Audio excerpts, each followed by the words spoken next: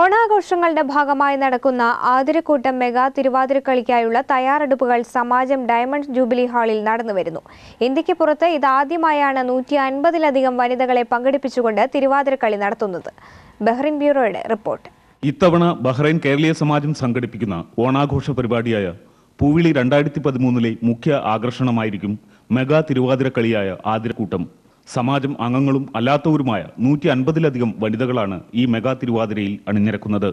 ഇതിനായുള്ള തയ്യാറെടുപ്പിലാണ് ഇവർ.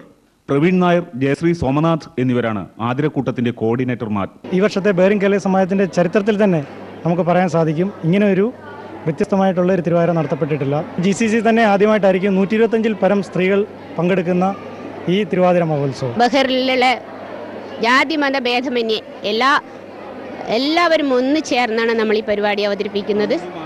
പൂവിളി 2013 രണ്ടാം ദിവസമായ 6-ാം തീയതിയാണ് ആതിരക്കൂട്ടം അരങ്ങേറുക.